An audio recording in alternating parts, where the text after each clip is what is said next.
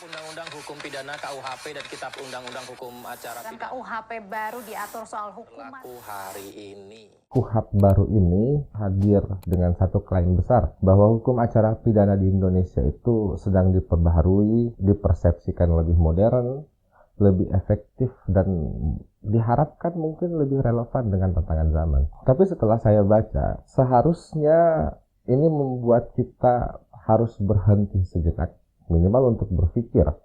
Karena dalam hukum, tidak semua yang baru itu pasti kemajuan. Dan tidak semua yang cepat itu adalah keadilan. Ada pertanyaan yang ingin saya ajukan dalam kesempatan ini.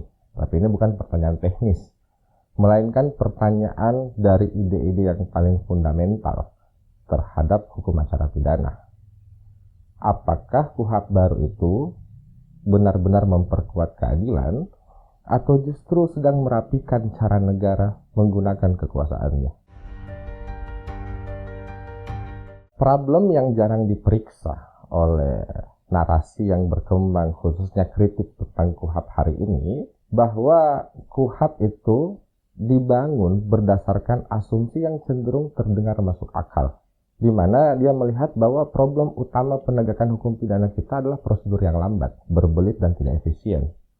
Maka KUHP harus hadir dengan solusi yang kemudian mengganti logikanya. KUHP baru ini cenderung lebih menyederhanakan proses, ada percepatan pada tahapan, bahkan ada perluasan kewenangan penyidikan di Polri, serta pengurangan friksi pengawasan.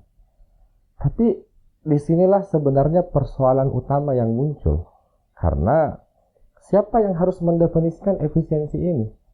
Apakah itu efisiensi bagi korban, bagi pencari keadilan, atau sebenarnya ini efisiensi bagi negara yang ingin bergerak tanpa banyaknya gangguan? Karena jika efisiensi itu diartikan sebagai kemudahan negara untuk menahan orang, untuk menyidik orang, dan memproses warga negaranya, maka sebenarnya yang kita bicarakan ini bukan keadilan, melainkan efisiensi yang bersifat koersif. Yang harus kita pahami sebenarnya adalah dalam sistem peradilan pidana ada dua paradigma yang sedang bertarung.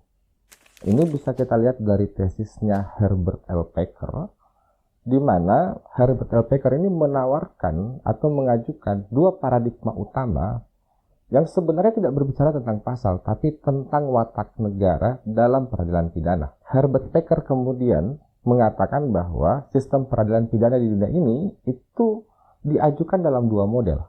Model pertama itu adalah crime control model, dan model kedua itu adalah due process model. Kita bahas satu-satu. Crime control model itu bertumpu pada satu keyakinan utama, bahwa sistem penegakan hukum pada dasarnya itu dapat dipercaya dengan syarat jika penyidiknya profesional, jika jaksanya objektif. Maka dalam proses crime control model, proses itu harus dibuat secepat mungkin, sesederhana mungkin, dan minim hambatan. Maka dalam crime control model ini, prosedur yang berbelit-belit itu akan selalu dipandang sebagai penghambat. Kontrol terhadap penyidikan akan dianggap sebagai faktor yang memperlambat. Dan kesalahan diperlakukan sebagai sesuatu yang anomali. Maka dalam crime control model, secara praktis, dia tidak pernah memposisikan atau memberikan tempat pada presumption of innocence, melainkan secara operasional didasarkan pada presumption of guilty. Bukan karena hukum menyatakan seseorang bersalah, tapi karena sistem yang memaksa orang di posisi salah sejak awal. Dalam crime control model, begitu seseorang masuk ke mesin pidana, fokus sistem itu bukan lagi apakah ia bersalah atau tidak. Sudah pasti dihukumi bersalah, tinggal dijalankan seberapa cepat proses ini bisa diselesaikan. Ini berbeda dengan due process model yang selama ini kita jalani di KUHP kita yang lama. Due process model ini lahir dari kecurigaan yang jauh lebih radikal sebenarnya, di mana negara akan selalu dianggap bisa abuse dan bisa salah. Makanya dalam due process model, prosedur itu harus dipandang sebagai sebuah perlindungan Karena untuk mencegah terjadinya abuse of power atau kekuasaan sewenang-wenang dari aparat penegak hukum. Dan perlambatan adalah konsekuensi logis yang sah. Due process model menjadikan presumption of innocence. Itu bukan sekedar asas normatif, melainkan postur struktural dari sistem peradilan pidana itu sendiri. Dan setiap tahapannya didesain untuk memungkinkan adanya koreksi, bahkan jika itu menyulitkan negara. Karena dalam due process model, satu kesalahan negara terhadap satu orang itu dianggap lebih berbahaya daripada lolosnya 10 pelaku kejahatan. Kita bisa menggunakan dua kacamata ini untuk melihat kemana sebenarnya arah KUHP kita yang baru.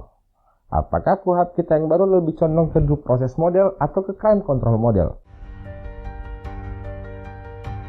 KUHP kita yang baru itu menyebutkan bahwa ada asas praduga tak bersalah. Hak-hak tersangka itu dijamin. Dan jaminan prosedural itu menjadi sebuah keniscayaan. Namun tesisnya Packer akan selalu mengingatkan kita bahwa arah sebuah sistem tidak ditentukan oleh deklarasi, melainkan oleh arsitektur prosedurnya. Dan jujur saja, setelah saya membaca KUHP baru ini, pola yang muncul itu ternyata cukup jelas. Ketika kewenangan penyidikan diperluas, ruang koreksi dipersempit, dan kontrol dipercepat secara administratif, KUHP baru kita jelas bukan due process model. Ini adalah crime control model dalam bahasa yang lebih konstitusional. Presumption of innocence memang diucapkan, tapi sistem kita bekerja dengan presumption of guilty secara fungsional. Masalahnya adalah, negara hari ini sedang membentuk yang namanya Komisi Percepatan Reformasi Polri. Pembentukan komisi ini tentu saja bukan simbolik. Dan bukan pula sekedar kosmetik kebijakan kan. Melainkan ia adalah pengakuan resmi bahwa Polri sebagai tulang punggung penyidikan pidana masih memiliki problem struktural yang sangat serius. Masalah integritas, masalah budaya kekuasaan, masalah akuntabilitas, dan sampai masalah penggunaan diskresi itu terjadi di tubuh Polri hari ini. Jika Polri sudah sepenuhnya sehat secara institusional, tidak ada alasan tentunya untuk membentuk Komisi Percepatan Reformasi ini. Artinya, satu hal yang tidak bisa dibantah. Dengan adanya Komisi Percepatan Reformasi Polri, negara pun mengakui bahwa lembaga penyidikannya belum selesai dengan masalahnya sendiri. Crime control model sejak awal itu bertumpu pada moralitas aktor. Karena ia mengasumsikan bahwa crime control model hanya efektif jika penyidiknya jujur, jaksanya objektif, dan kesalahan jarang terjadi di level aktor. Sehingga KUHP baru kita ini sebenarnya masalahnya itu bukan pada teorinya, melainkan pada waktu dan konteks penerapannya. Jika KUHP baru itu diberlakukan sementara Komisi Percepatan Reformasi Polri belum selesai bekerja, kita sedang melakukan tindakan yang sangat berbahaya. Kita sedang menggadaikan perlindungan warga negara kepada lembaga penyidikan yang secara resmi diakui masih bermasalah. Alih-alih menunggu reformasi institusi itu selesai, lalu menyesuaikan hukum acaranya, kita justru mendahulukan ekspansi kekuasaannya. Dalam bahasa yang lebih jujur mungkin kita berharap moralitas aktor bisa bekerja lebih cepat daripada reformasi struktural. Faktanya itu tidak akan pernah terjadi. Makanya dalam kondisi seperti ini, presumption of guilt yang menjadi dasar paradigma dari crime control model itu bukan lagi menjadi sekedar konsep akademik. Ketika dia diterapkan dalam kondisi Polri masih direformasi, ia menjadi resiko struktural yang sangat nyata. Karena aparat kita belum sepenuhnya selesai, pengawasan masih lemah, tapi kewenangannya sudah diperluas. Maka sistem kita akan lebih percaya pada laporan penyidik daripada bantahan warga, lebih cepat menahan daripada memverifikasi, dan pasti akan lebih mengutamakan stabilitas institusional daripada kebenaran fakta hukum yang bisa terbukti. Ini sebenarnya bukan soal niat jahat. Ini soal desain hukum kita yang memang salah waktu saja untuk diterapkan. Hukum acara pidana itu sebenarnya bukan teknik administratif semata.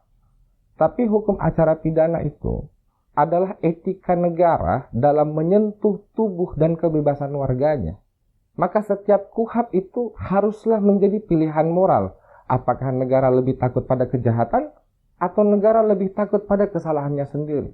Crime control model tidak salah, dia bisa bekerja, tapi hanya pada negara yang institusinya sudah matang. Tapi menerapkannya di tengah reformasi Polri yang belum selesai, itu bukan keberanian sebenarnya. Itu justru akan menjadi perjudian paling besar terhadap hak asasi manusia. Negara yang dewasa itu tidak akan pernah takut tentang perlambatan prosedur. Karena ia tahu kesalahan negara akan selalu lebih mahal daripada keterlambatan dan keadilan. Makanya jika KUHP baru itu benar-benar ingin disebut pembaharuan, dia harus melakukan satu hal. Apakah penyidik kita dan semua infrastruktur pemidanaannya yang memiliki kewenangan itu bisa membatasi dirinya sendiri? Itu yang harusnya menjadi bahan refleksi kita hari ini. Karena dalam hukum pidana yang diuji itu sebenarnya bukan hanya kesalahan atau potensi pidana yang dilakukan oleh tindakan warga negara. Tapi yang diuji sebenarnya adalah watak dari negara itu sendiri.